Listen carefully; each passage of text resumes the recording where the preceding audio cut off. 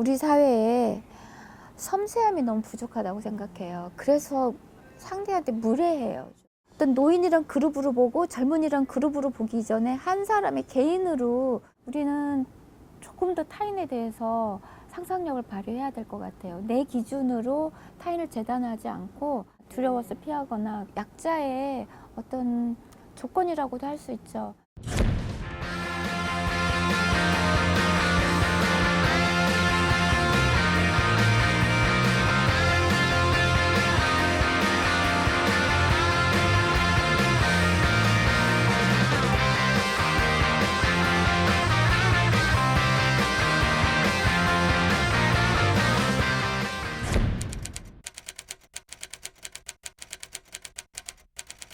제가 이번에 쓴 소설이 빛의 과거라는 소설인데 그 소설에서도 나오지만 우리는 누구나 내가 누구라고 알고 그 사람으로 살거든요. 나는 뭐 소극적인 성격이야, 아니면 나는 뭐 유능한 사람이야, 나는 기대를 받는 사람이야, 뭐라고 자기를 정의해서 그 사람으로 살려고 노력하는데 우리는 스스로에 대해서도 오해일 수 있거든요. 우리가 어떤 틀이나 이 억압에 의해서 그렇게 자기를 오해하는 것일 수도 있어요.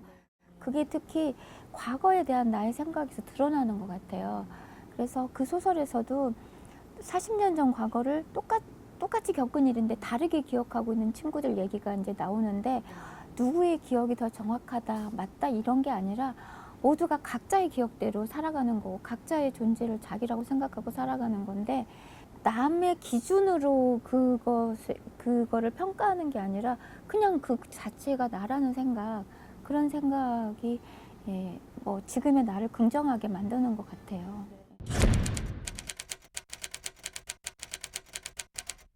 스스로 약하다고 생각하는 사람들이 다수에 속해서 적극적인 자기 선택을 책임지지 않으려고 하거나 그런 것을 피하거나 두려워서 피하거나 그러는 경우가 많은데 그게 어떻게 보면은 약자의 어떤 조건이라고도 할 수 있죠. 근데 저는 그럴수록 그 자기가 가지고 있는 고유성에 대해서 좀 막연한 얘기 같지만 어쨌든 우리는 지금 너무 획일화된 기준으로 하고 또 특히 우리나라 사회가 또 그 서열 사회 그것도 있고 그리고 그런 거를 결정하는 사람들이 너무 보수적인 사람들이 많은 기득권을 가지고 있어서 그런 것들 때문에 그러니까 사회가 조금 모험을 한다거나 이런 거에 대해서 두려워하는 경향이 새로운 시도를 한다거나 이런 것보다 원래 있던 시스템에서 유리한 위치를 차지하려고 하는 그런 것이 움직임이 많고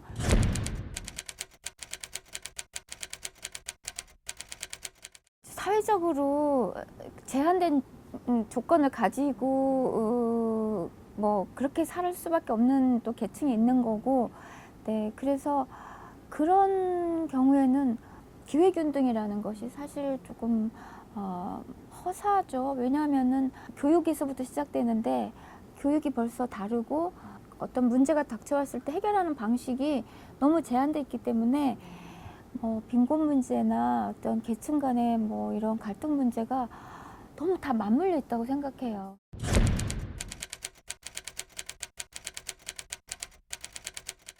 그래서 저는 조금 이제 저는 작가니까 사회운동가도 못 되고 막연할 수도 있지만 제가 제 문장으로 얘기하면은 우리는 조금 더 타인에 대해서 상상력을 발휘해야 될 것 같아요. 내 기준으로 타인을 재단하지 않고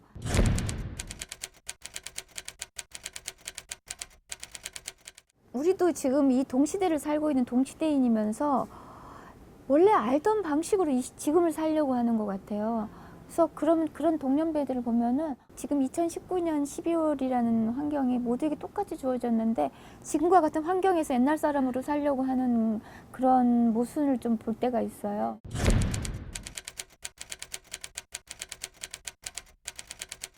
서로 너무 모르는 것 같아요.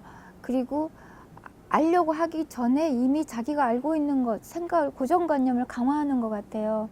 저기 소설에도 표현했지만 뭐 대통령 이름만 말해도 막 입을 틀어막고 이렇게 어떤 그 군사독재 시절에 살면서 살아남기 위해서 어떤 굉장히 빨라야 됐고 남의 눈치를 봐야 되고 또 뭐 줄을 잘 서지 않으면 손해를 보고 그래서 막 그렇게 해야 됐던 저 개인이 되었던 어떤 그 내력 같은 거 이런 거를 젊은이들이 안다면은 서로 대화할 수 있을 것 같아요. 그리고 지금 젊은이들은 다르잖아요. 예, 다른 환경에서 자랐기 때문에 내가 자란 환경에서 젊은이들은 이랬다는 거를 대입할 수가 없거든요.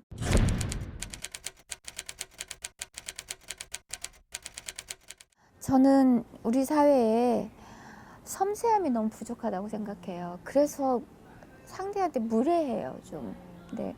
섬세함이라는 것은 노인이다, 뭐 학생이다, 여자다 이렇게만 보면은 노인은 이런 사람, 자기 선입관만 작동돼요.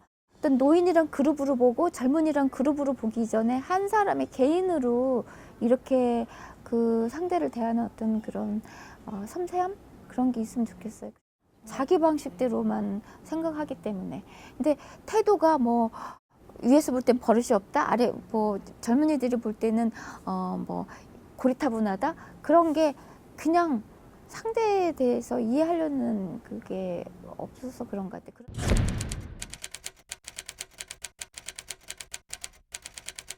모두에게 발언권이 있다는 게 이 민주주의라는 것의 허점이라는 게 뭘까 이런 생각도 가끔 해보는데 어떤 그 다음 단계로서 편집된 세상을 알고 싶은 마음이 들어요. 어떤 기준에서 편집된 세상을 알고 싶다. 이거 모두의 생각을 내가 다 할 필요는 없으니까.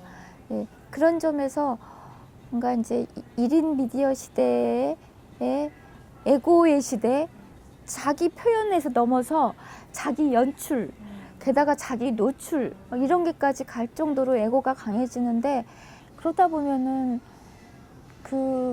서로 각자 고립되죠.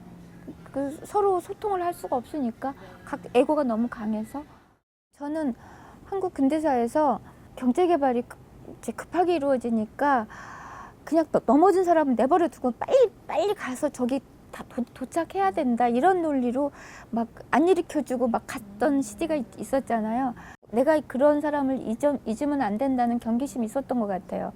그때 뭐 배금주의 비판하고 그러니까 70년대에 막 돈이면 다 되는 세상일 것 같지만 그래도 마음속에 아니야 부자라고 행복한 건 아니란다, 뭐 돈이 다는 아니란다 이런 것을 한쪽에서 말했던 것 같은데 지금은 아예 그 장치조차 없어요. 지금은 내가 이런 말 해서 미안하지만 이렇게 체면 차리는 것조차 없다 보니까 이제는 그냥 노골적으로 자기 욕망을 뭐 어때 뭐 갖는 게 최고이지 높이 가는 게 이렇게 뭔가 실리나 자기 욕망을 그냥 드러내요. 상대방에 대한 타인에 대한 그런 배려 없이 그런 것들이 너무 사회를 천박하게 만드는 것 같아요.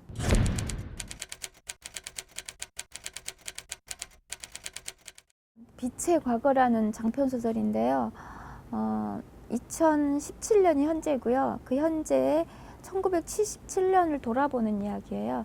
그 1977년이 두 주인공이 대학교 1학년 여자대학 기숙사에서 만났던 그 시기예요. 그런데 두 주인공 중에 한 주인공이 소설가라서 그 배경으로 기숙사 이야기를 소설로 냈어요. 그런데 다른 주인공이 소설 읽어보니까 자기가 기억하는 얘기랑 완전히 다른 거예요. 그리고 특히 내가 보는 너와 네가 보는 나는 내가 보는 너 그리고 네가 보는 너 그러니까 인간이 자기를 누구라고 알고 있는 거랑 다른 사람이 본 나랑은 굉장히 다른 거예요.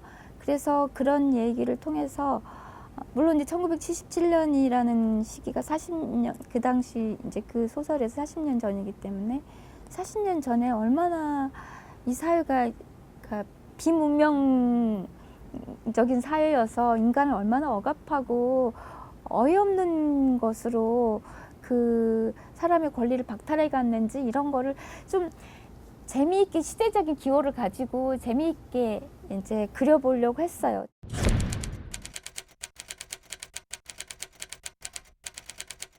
새 선물이 유효하지 않다는 건 아니지만은 그때는 스스로 생각이 약했고 그래서 세상은 못 바꾸니까 나라도 바꾸자, 내 생각이라도 바꾸자, 이런 태도였는데 지금은 내가 그렇게 자기 방어적으로 했던 것이 결국 소극적인 삶의 태도가 돼서 문제 해결이 안 돼가지고 지금 세대에까지 숙제를 떠맡긴 게 아닌가, 그런 생각이 좀 이 소설에는 들어있어요.